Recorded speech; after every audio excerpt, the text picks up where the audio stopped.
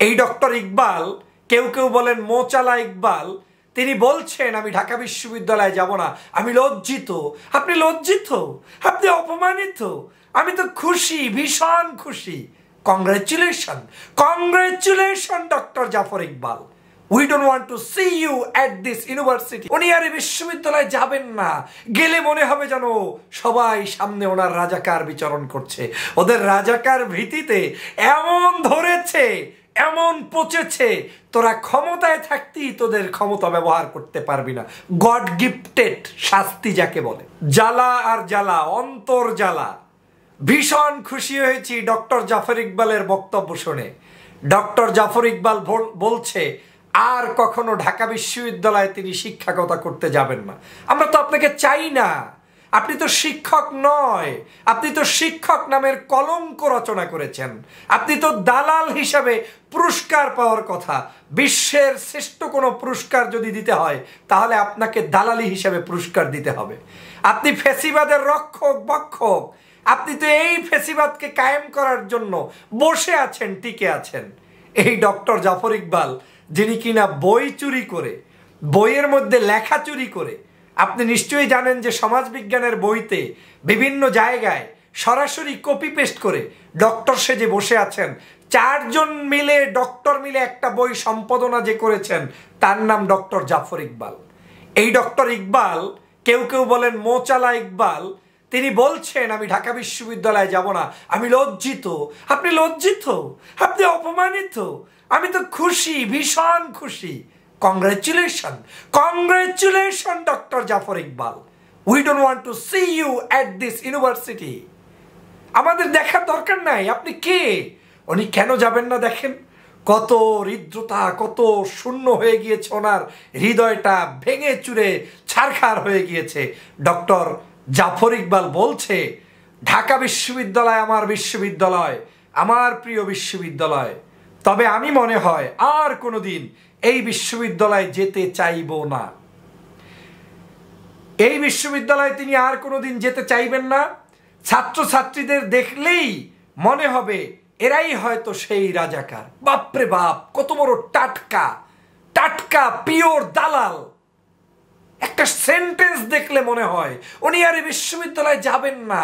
গেলে মনে হবে যেন সবাই সামনে ওনার রাজাকার বিচরণ করছে। ওদের রাজাকার ভীতিতে এমন ধরেছে, এমন পচেছে, তোরা ক্ষমতায় থাকতেই তোদের ক্ষমতা ব্যবহার করতে পারবি না। গড গিফটেড শাস্তি যাকে বলে। তো যাবি কেমনে, যাবি কেমনে বিশ্ববিদ্যালয়ে? মানুষকে যে পরিমাণ নির্যাতন নিপীড়ন করেছে সেই অবৈধদেরকে আপনার দালালি করে করে এই ক্ষমতায় রাখার জন্য যে কয়জন ষাঁড় জীবিত আছে তার মধ্যে হচ্ছেন এই একজন ষাঁড়। এই ষাঁড় আজ জাতির কাছে স্পষ্ট হয়েছে যে কত বড় হিউম্যানিটি বিরোধী মানুষ।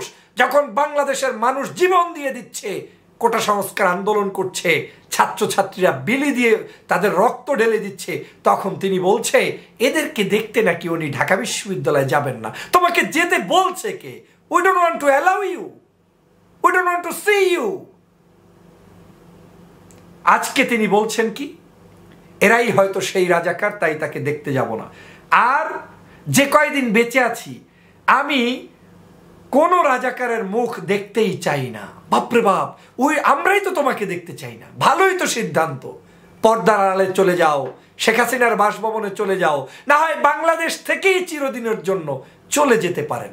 কারণ এই দেশটাকে আমরা স্বাধীন করেছি, আমরা এই দেশটাকে স্বাধীনভাবে উপভোগ করতে চাই। তিনি বলছেন আর কোনোদিন রাজাকারের মুখ দেখতে চায় না।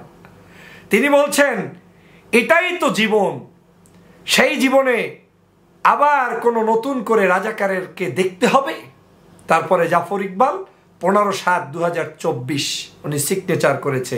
দেখেন, এই একটি বাংলাদেশের শিক্ষক, যেই শিক্ষক শিক্ষার্থীদের পাশে নেই, যেই শিক্ষক শিক্ষার্থীদের জীবনের মূল্য বোঝে না, যেই শিক্ষক বাংলাদেশের সরকারের দালালি করে চলে কিছু আয় রোজগার করে, সেই শিক্ষক আবার বলছে আমি ঢাকা বিশ্ববিদ্যালয়ে যাব না।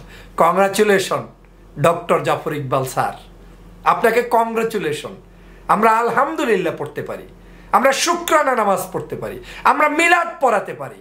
ডক্টর জাফর ইকবালদের মতো মানুষরাই আওয়ামী লীগের আমলে নিজেরা মান অভিমান করে চলে যাবে। এগুলো হচ্ছে শাহবাগে তৈরি হওয়া, যেই সময় তোমাদের এই আস্ফালনে শাহবাগ তৈরি হয়েছিল, সেই অন্যায়ের প্রতিশোধ আজকে আল্লাহ তোমাকে দিয়ে দিচ্ছে। আসতে হবে না বিশ্ববিদ্যালয়ে, কোনোদিন চাই না আপনার মুখ দেখতে। Please don't come to my university, don't come to our university. বাংলাদেশের সমগ্র বিশ্ববিদ্যালয়গুলো দালাল শিক্ষক মুক্ত বিশ্ববিদ্যালয় দেখতে চাই, যারা ছাত্রদের রক্তের সাথে খেলা করে, যারা ছাত্রকে ছাত্র হিসাবে সম্বোধন করতে না পারে, যারা ছাত্রকে রাজাকার হিসাবে সম্বোধন করে, তারা অন্তত মানুষ হতে পারে না। এই বিশ্ববিদ্যালয় থেকে সেদিন যে স্লোগান এসেছে, এটা এখন প্রতিবাদের স্লোগান, এটা এখন নির্যাতনের স্লোগান, এটা এখন বাঁচা লড়াইয়ের স্লোগান। মানুষ বলছে তুমি কে, আমি কে, রাজাকার কে বলেছে স্বৈরাচার। 18 কোটি জনগণকে স্বৈরাচার রাজাকার বানিয়ে দিচ্ছে। আর এই সারেরা এখন বলছে ঢাকা বিশ্ববিদ্যালয়ে যাবে না।